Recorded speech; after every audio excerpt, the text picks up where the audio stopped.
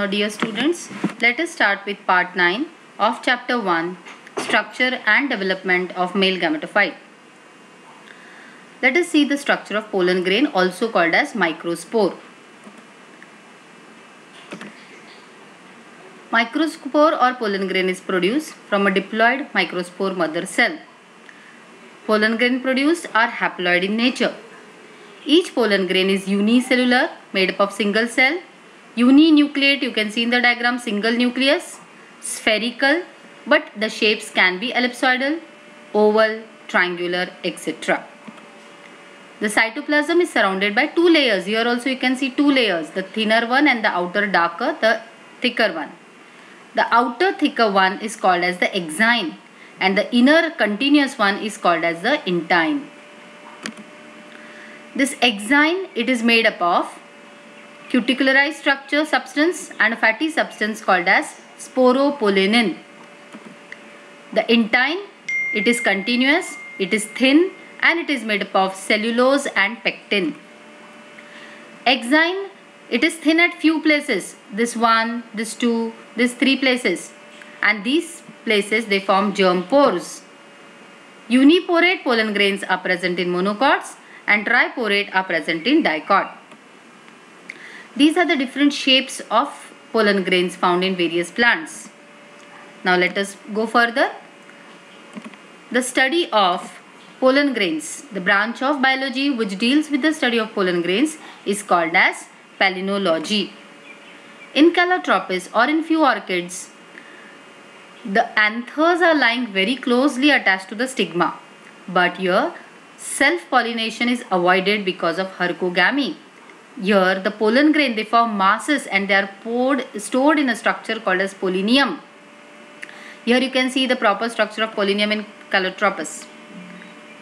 Pollen grains may cause allergies in few people, but even they are economically useful because pollen tablets are used as food supplements because of their high nutritional value, especially by athletes.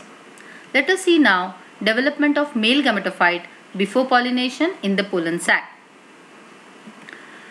When in situ, that is when it is still inside the pollen sac, inside the microspore mother cell, the protoplasm of the pollen grain divides mitotically to form two unequal cells. In this diagram, let us see the smaller cell. This is a smaller cell. It is called as a generative cell and it has a very large nucleus called as the generative nucleus.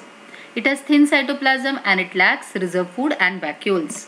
Whereas this larger, bigger cell, the green cell, entire cell, it is the vegetative cell which is also called as the tube cell. It has large vacuoles to store the reserve food and it has a smaller nucleus. This generative cell, it lacks definite cell wall and it is freely suspended inside the cytoplasm of the vegetative nucleus. So this is generative cell with a generative nucleus which is large and this is a large vegetative cell with a small vegetative nucleus. In most of the angiosperm, pollen grains are released during two cell stage, that is having one generative and one vegetative cell during dehiscence. So this is also called as partially developed male gametophyte. Sometimes it may happen that it divides mitotically generative cell and forms a three cell stage, but usually pollen grain is released during two cell stage after dehiscence or during dehiscence. Let us see what happens once the pollen grain falls on the stigma. After pollination on the stigma, the two-celled pollen grain having generative cell and the vegetative cell is deposited on the stigma. Stigma has lot of sugary substances, so it is absorbed by the pollen grain. Endosmosis occurs, its volume increases and it creates pressure on the intine. And so intine starts bursting out and it forms a pollen tube. You can see here how it starts forming a pollen tube. Pollen tube is having two haploid non-motile male gametes.